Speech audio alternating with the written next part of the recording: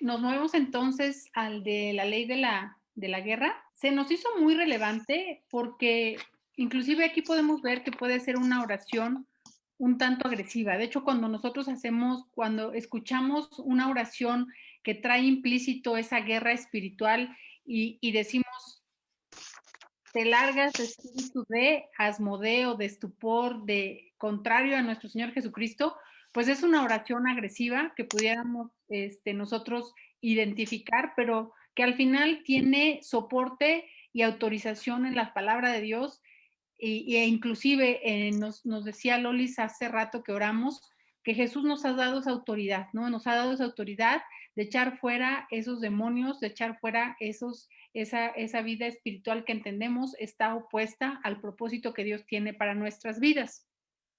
Entonces, aquí viene una pregunta, dice, ¿no podría ser que, como leemos en el capítulo 12 de Apocalipsis, estemos entrando en una etapa de la historia en la que sabiendo el enemigo que su tiempo está contado, actúa con grande ira y poder?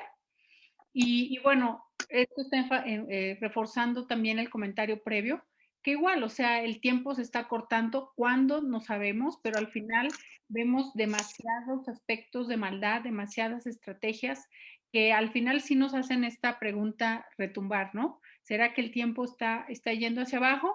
Entonces, entendemos que nuestra lucha, la hemos como repasado muchas veces, no es contra carne y sangre, ¿no? Sino contra huestes espirituales de maldad. Y la cuestión es entender cómo operan estas huestes espirituales de maldad en nuestras vidas también como hijos de Dios, porque ellos obviamente no pueden controlar nuestra vida, sí pueden oprimir nuestra vida, sí pueden mandar esos dardos del enemigo se transforman en pensamientos, ¿no? Que nos hacen pelear entre nosotros. Que bueno, vamos a ver más adelante, dice, nadie debe atreverse a participar de esta guerra si no está interiorizando profundamente del significado de la redención. Es decir, no vas a pelear en tus fuerzas, no vas a pelear en lo que pareciera que sabes que Pablo dijo, ¿no? Porque si recordamos esa historia, le pasa a estos señores que querían echar fuera demonios en nombre de Jesús que predicaba Pablo, entonces les va mal, ¿no? Nosotros debemos entender que esta lucha se da con el poder y la autoridad que Jesús nos da como hijos de Dios. Entonces, en ese momento, Colosenses 2:15, si alguien me refuerza que es este texto que está aquí abajo.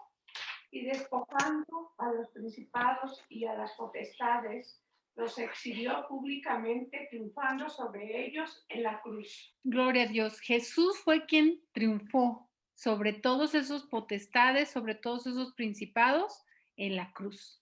Entonces, en el momento en el que nosotros no peleamos solos, sino en el poder que Jesús nos da, entonces sí le decimos, échate, fuera, atado, te vas de nuestra vida, te vas de nuestra casa y ellos tienen que huir. Amén. Amén. Bueno, vamos a ir entonces. Vamos a leer la página 81, vamos a nuestras hojitas si lo tienen por allí, y vamos a leer el segundo párrafo. Déjenme, se los pongo también para que lo puedan seguir leyendo.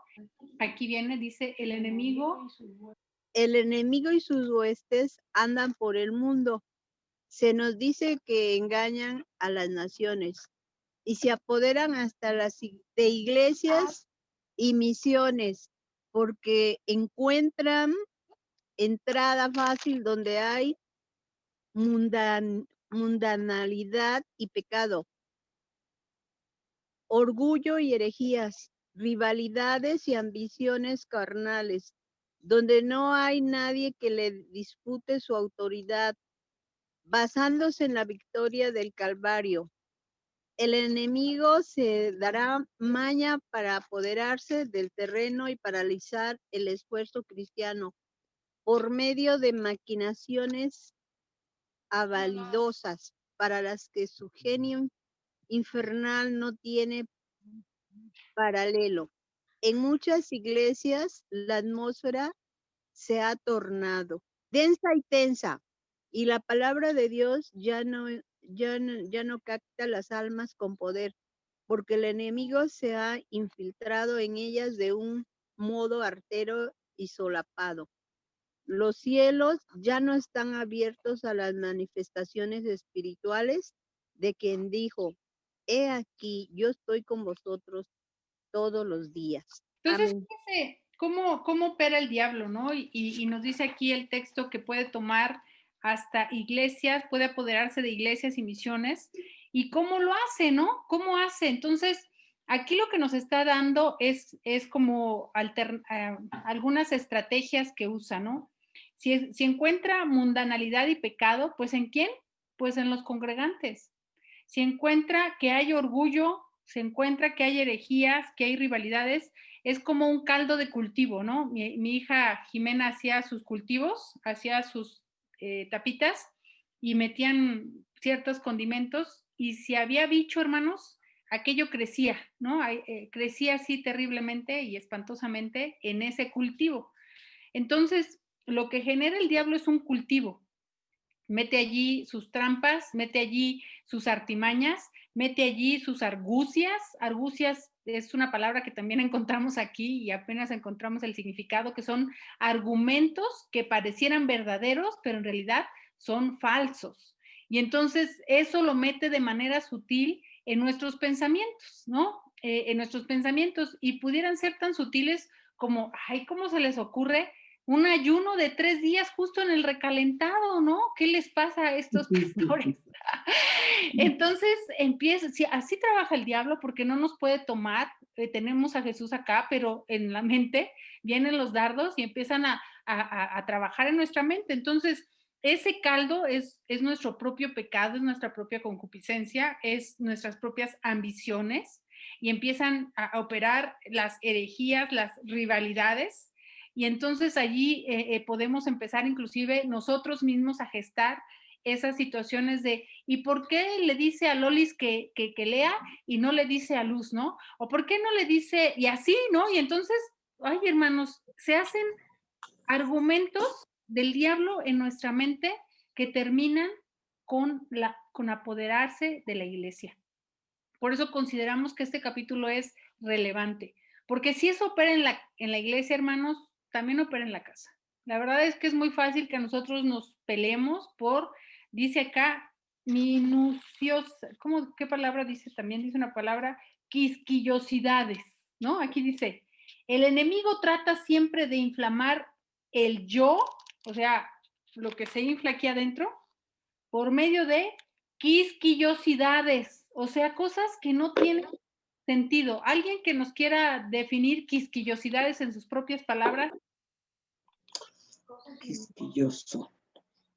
De hecho, sí hay hasta veces que calificamos a las personas de, ay, eres bien quisquilloso, ¿no? Que si en el plato le cayó una gota de... Como delicado, pastora. Como demasiado delicadito, ¿no? Y dice Ajá, aquí sí. que el enemigo usa esas quisquillosidades, esos alborotos, esas murmuraciones y envidias. Todo eso es caldo de cultivo. Y bueno, yo lo puedo trasladar a la iglesia, pero eso está pasando en nuestra iglesia familiar. Recuerde que Dios nos metió en estas casas para hacernos como lupa en la iglesia familiar que tenemos, ¿no? Entonces, ¿cómo? Aquí es importante hacernos una revisión, ¿no? Una revisión de qué tan quisquilloso soy, qué tanto estoy dejándole al diablo ese caldo de cultivo y estoy yo siendo instrumento, no para Dios, siendo instrumento del enemigo y yo estoy poniéndome en pleito, en contienda en mi casa. Entonces, aquí es justamente de lo que nosotros queremos llamar la atención, porque así como se quiere apoderar de la iglesia y de las misiones, pues obvio, las familias son esas iglesias, son esas misiones que se están levantando. Entonces, si se apodera de la familia, si destruye la familia, pues lo habrá logrado, habrá entrado a la iglesia, ¿no? Entonces, aquí nosotros debemos de darnos una revisada en qué tanto estoy abriendo mi corazón a esa mundanalidad, a ese pecado. Yo creo que aquí lo más peligroso para nosotros como cristianos es el orgullo, veíamos en capítulos anteriores, la ciudadela del yo, ¿no? Está mi ciudad, soy yo, y aquí nadie me pisa, ¿no? Esta está tomada por mí. cuando en realidad veíamos que Dios lo que quiere es justamente que esto muera y que Cristo sea el que crezca. Entonces tenemos que evitar rivalidades, ¿no? No, pues que a mí me gustó más la clase del capítulo 10 que la del 11, que de la del 11. No, hermanos, o sea, cuando de nosotros salga un comentario así, ahora sí que alerta, ¿no? Uy, uy, estoy siendo yo instrumento del diablo, porque no se debe provocar, promover, proveer de mis palabras para que él trabaje en contra de la misma iglesia, de la misma familia, ¿no? Entonces, es importante que tengamos en cuenta esto. Y entonces, dice acá, que es lo que ya le estaba yo leyendo de anticipado, el enemigo entonces trata siempre de inflamar el yo. ¿Y cómo nos imaginamos de inflamar? Si usted ahora ha puesto el horno, ¿no? El horno de repente nadie lo quiere prender porque le tiene uno que prender y le abre y le enciende porque puede salir así como la flama, ¿no? Así se inflama nuestro yo. De repente ni chispa sale, pero ya salió un poco de gas y cualquier cosita, ¡pum!, explota. Por medio de, otra vez, quisquillosidades, alborotos, murmuraciones. La boca es un peligro, hermanos. La boca inflama, dice Santiago, ¿no? Y nuestra boca es la que puede estar continuamente hablando, pero hablando cosas de queja, de envidia, de otra vez de mi yo. Entonces, todo eso es un síntoma de que nosotros estamos siendo caldos de cultivo para el diablo y que nosotros no estamos haciendo la guerra apropiada, estamos haciéndole la guerra fácil al diablo, porque estamos siendo nosotros canales, instrumentos de contienda interna. Entonces, la cruz tiene que hacerse cargo de esta situación. Tenemos que ir a Jesús, hermanos. Tenemos que en esa cruz dejar nuestro yo, principalmente, dejar esas murmuraciones, esas envidias. Y bueno, vamos a ver que en el capítulo 5 de Gálatas, están descritas todas las obras de la carne, ¿no? Todas las obras de la carne. Y si las miramos, pues a lo mejor muchas de ellas, obviamente nosotros no las practicamos, pero ahora el problema está en las rendijas, en las rendijas que quedan en ese orgullo, en esas quisquillosidades que nos llevan a detonar ese veredicto de que decíamos ayer, el león está domesticado, no ha muerto. El león está domesticado y lo que nos decía el libro y me gustó mucho es que si el león está domesticado, entonces la verdad estamos viviendo una vida religiosa, no estamos viviendo una vida nueva en Cristo. Y eso es peligroso porque allí es donde viene el diablo y nos pone aquí un regalito de Navidad, ¿no? Entonces ahí es donde explota. Entonces debemos de ir a la cruz y entonces allí es donde Cristo nos permitirá morir a esa carne. Y hay que tomar una lucha severa, seria, en contra de todos estos espíritus demoníacos que tratan de destrozar, ¿no? Si es posible, al cristiano, comunidad, al hogar cristiano, y bueno, al final le impacta a la iglesia. Nosotros entonces tenemos que tomar una decisión.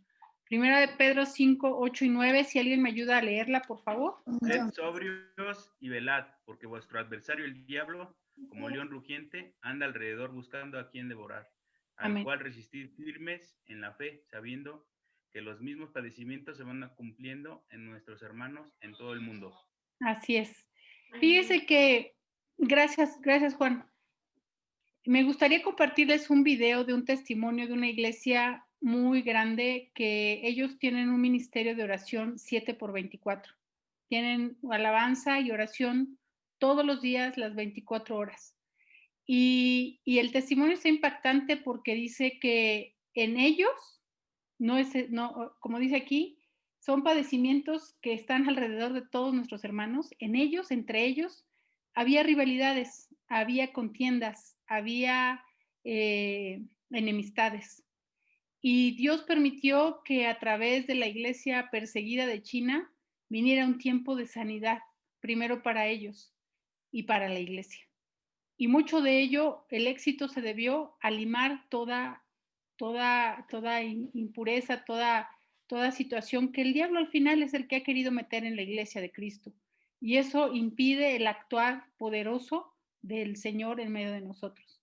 Entonces, no le demos cabida, hermanos, ni a cositas pequeñitas, ¿no? Que al final eso detiene el obrar de Cristo Jesús.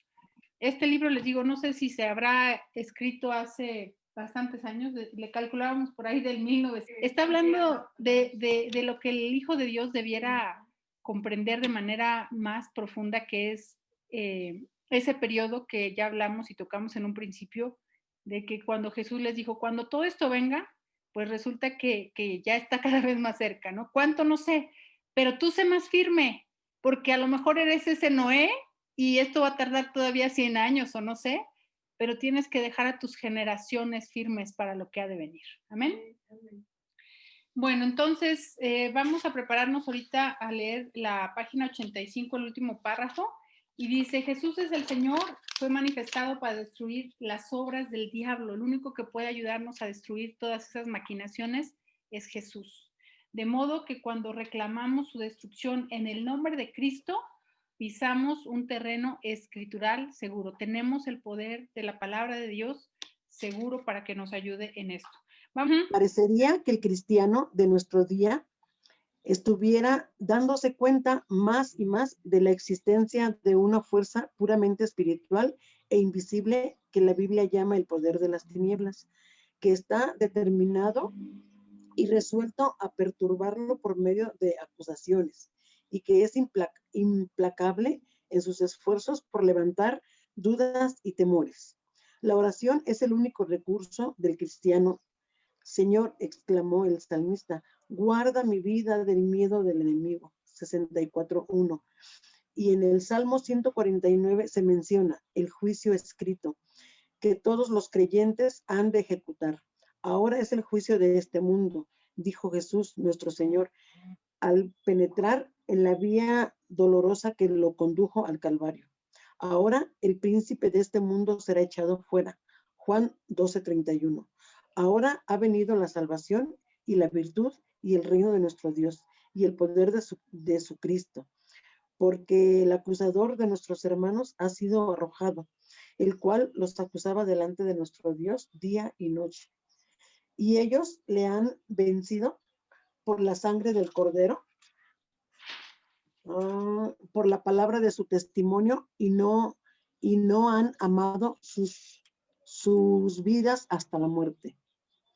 Por lo cual, alegraos, cielos los que moráis en ellos. Apocalipsis 12, del 10 al 12. Aquí está un versículo de victoria, ¿no? Y ellos, yo diré, y nosotros hemos vencido por la sangre del Cordero, ¿no? Y por la palabra de su testimonio. Que así sea nuestra vida, que da ese testimonio y que hace eco del testimonio de nuestro Señor Jesucristo.